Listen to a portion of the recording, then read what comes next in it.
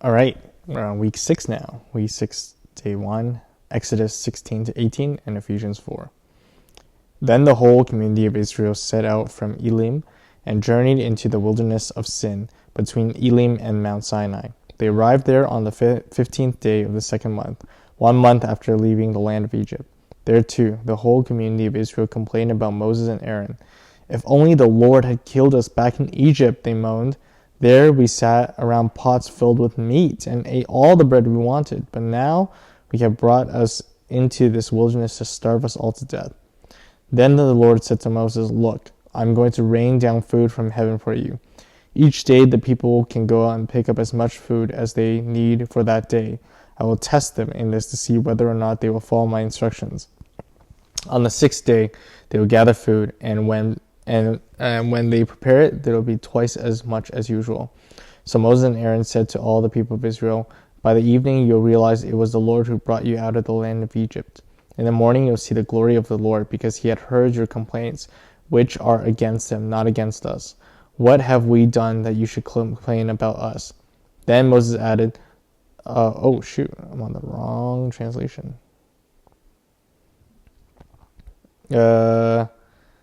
Okay, let's continue. "Who are we? We are not grumbling. You are not grumbling against us, but against the Lord."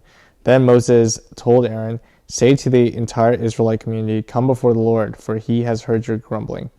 While Aaron was speaking to the whole Israelite community, they looked towards the desert, and there was the glory of the Lord appearing in the cloud. The Lord said to Moses, "I have heard the grumbling of the Israelites. Tell them, at twilight you will eat meat, and in the morning you'll be filled with bread. Then you will know that I am the Lord your God." That evening quail came and covered the camp, and in the morning there was a layer of dew around the camp. When the dew was gone, thin flakes like frost on the ground appeared on the desert floor. When the Israelites saw it, they said to each other, "What is it?" For they did not know what it was. Moses said to them, "It is the bread the Lord has given you to eat. This is what the Lord has commanded. Everyone is to gather as much as they need. Take an omer for each person you have in your tent." The Israelites did as they were told. They gathered much, some little. And when they measured it by the omer, the one who gathered much did not have too much, and the one who gathered little did not have too little. Everyone had gathered just as much as they needed. Then Moses said to them, "No one is to keep any of it until morning." However, some paid no attention to Moses. They kept part of it till morning, but it was full of maggots and began to smell. So Moses was angry with them. Each morning everyone gathered as much as they needed, and when the sun grew hot, it melted away. On the 6th day they gathered twice as much, 2 omers for each person, and the leaders of the community came and reported this to Moses. He said to them, "This is what the Lord commanded. Tomorrow is the day of the Sabbath rest, a holy Sabbath to the Lord. So bake what you want to bake and boil what you need to boil. Save whatever is left and keep it till morning." So they saved it until morning as Moses commanded, and it did not stink or have maggots in it. "Eat it today, because today is the Sabbath of the Lord. You will not find any on this ground today. 6 days you are to gather it, but on the 7th day, the Sabbath, there will not be any."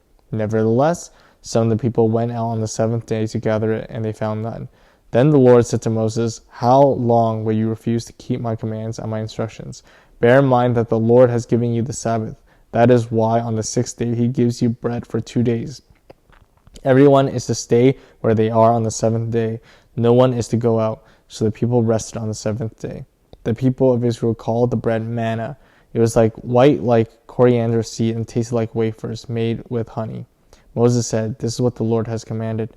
Take an omer of manna and keep it for the generations to come, so they can see the bread I gave you to eat in the wilderness when I brought you out of Egypt."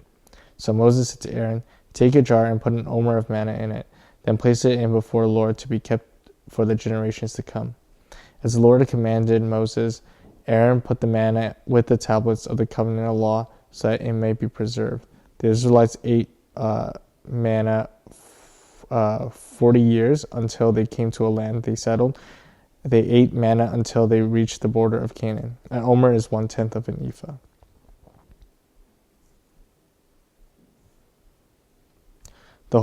This is Exodus 17. The whole Israelite community set out from the desert of Sin, traveling from place to place as the Lord commanded. They camped at Rephidim, but there is no water for the people to drink. So they quarreled with Moses and said, "Give us water to drink." Moses replied, "Why do you quarrel with me? Why do you put the Lord to the test?" But the people were thirsty for water there, and they grumbled against Moses. They said, "Why did you bring us out of Egypt to make us and our children the livestock die of thirst?" But Moses cried out to the Lord, "What am I to do with these people? They are almost ready to stone me." The Lord said to Moses, "Go out in front of the people. Take with you some of the elders of Israel, and take your hand and the staff with which you struck the Nile, and go. I will stand there before you by the rock at Horeb. Strike the rock, and water will come out of it for the people to drink." So Moses did this in the sight of the elders of Israel. And he called the place Massah and Meribah, because the Israelites quarreled and because they tested the Lord, saying, "Is the Lord among us or not?" The Amalekites came and attacked the Israelites at Rephidim. Moses said to Joshua, "Choose some of our men and go out to fight the Amalekites. Tomorrow I will stand on top of the hill with the staff of God in my hands." So Joshua fought the Amalekites as Moses had ordered, and Moses, Aaron, and Hur went to the top of the hill. As long as Moses held up his hands, the Israelites were winning, but whenever he lowered his hands, the Amalekites were winning. When Moses' hand grew tired, they took a stone and put it under him, and he sat on it. Aaron and Hur held his hands up, one on one side and one on the other, so that his hands remained steady until sunset. So Joshua overcame the Amalekite army with a sword. Then the Lord said to Moses, "Write this on a scroll as something to be remembered, and make sure that Joshua hears it, because I will completely blot out the name of Amalek from under heaven." Moses built an altar and called it "The Lord is my banner." He said, because hands were lifted up against the throne of the Lord will be at war against the Amalekites from generation to generation. Now Jethro, Exodus 18, the priest of Midian and the father-in-law of Moses, heard of everything that God had done for Moses and for his people, and how the Lord has brought Israel out of Egypt. After Moses had sent away his wife Zipporah, his father-in-law Jethro received her and her 2 sons. One was named Gershom, for Moses said, "I have become a foreigner in a foreign land," and the other was called Eliezer, for he said, "My father's God was my helper. He saved me from the sword of Pharaoh." Jethro, Moses' father-in-law, together with Moses' son and wife, came to him in the wilderness, where he camped near the mountain of God. Jethro, who had sent word to him, "I, your father-in-law Jethro, am coming to you with your wife and your 2 sons." So Moses went out to meet his father-in-law and bowed down and kissed him. They greeted each other then went into the tent. Moses told his father-in-law about everything the Lord has done to Pharaoh and the Egyptians for Israel's sake, and about all the hardships they had met along the way, and how the Lord had saved them. Jethro was delighted to hear about all the good things the Lord had done for Israel in rescuing them from the hand of the Egyptians. He said, "Praise be to God, to the Lord, who rescued you from the hand of Egyptians and of Pharaoh, and who rescued the people from the hand of the Egyptians. Now I know that the Lord is greater than all other gods, for he did this to those who had treated Israel arrogantly." Then Jethro, Moses' father-in-law, brought a burnt offering and other sacrifices to God, and Aaron came with all the elders of Israel to eat a meal with Moses' father-in-law in the presence of God. The next day, Moses took his seat to serve as judge for the people, and they stood around him from morning till evening. When his father-in-law saw that Moses was doing for the people, he said, "What is it that you are doing for the people? Why do you sit alone as judge, while all these people stand around you from morning till evening?" Moses answered him, "Because the people come to seek God's will. Whenever they have a dispute, it is brought to me, and I decide between the parties and inform them of God's decrees and instructions." Moses' father-in-law replied, "What you are doing is not good. You and these people who come to you will only wear yourselves out. The work is too heavy for you. You cannot handle it alone. Listen now to me, and I'll give you some advice, and may God be with you. You must be the people's representative before God and bring their disputes to him. Teach them his decrees and instructions, and show them the way they are to live and how they are to behave. But select capable men from all the people, men who fear God, trustworthy men who hate dishonest gain, and appoint them as officials over thousands, hundreds, fifties, and tens. Have them serve as judges for the people at all times, but have them bring very difficult cases to you. The simple cases they can decide themselves. That will make your load lighter, because they will share it with you. If you do this and God so commands, you will be able to stand the strain, and all these people will go home satisfied. Moses listened to his father-in-law and did everything he said.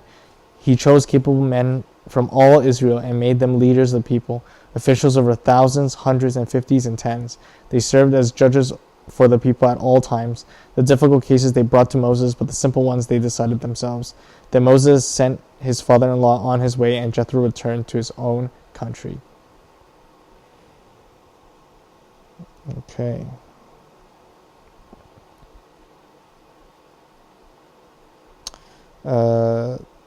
Let's go back to Ephesians 4 now. Ephesians 4. As a prisoner for the Lord, then, I urge you to live a life worthy of the calling you have received. Be completely humble and gentle. Be patient, bearing with one another in love. Make every effort to keep the unity of the Spirit through the bond of peace. There's only one body and one Spirit, just as you're called to one hope when you were called. One Lord, one faith, one baptism, one God and Father of all, who is over all and through all in all. But to each one of us grace has been given as Christ apportioned it. This is why it says, when he ascended on high, he took many captives and gave gifts to his people. What does he ascended mean except that he also descended to the lower earthly regions? He who had descended is the very one who has ascended higher than all the heavens in order to fill the whole universe.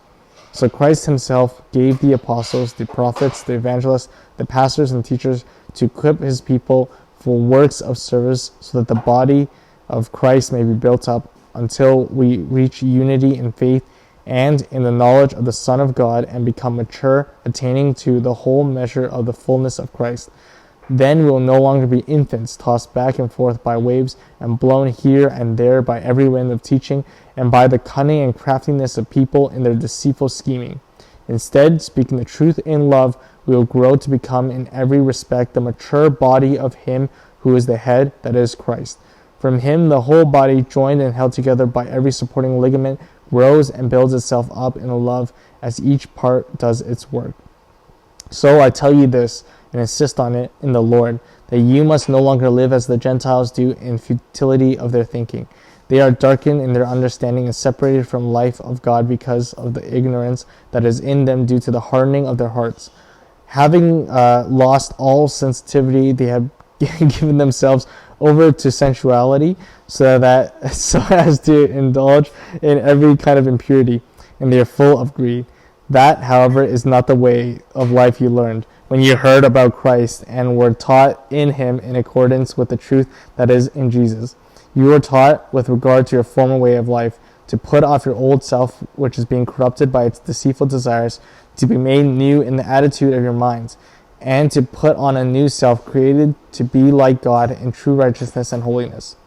Therefore, each of you must put off falsehood and speak truthfully to your neighbor, for we are all members of one body. In your anger, do not sin. Do not let the sun go down while you're still angry, and do not let give the devil a foothold. Anyone who has been stealing must steal no longer, but must work, doing something useful with their hands, that they would have something to share with those in need. Do not let any unwholesome talk come out of your mouths, but only what is helpful for building others up according to their needs, that it may benefit those who listen. And do not grieve the Holy Spirit of God, with whom you are sealed for the day of redemption. Get rid of all bitterness, rage, and anger, brawling and slander, along with every form of malice. Be kind and compassionate to one another, forgiving each other as Christ God forgave you.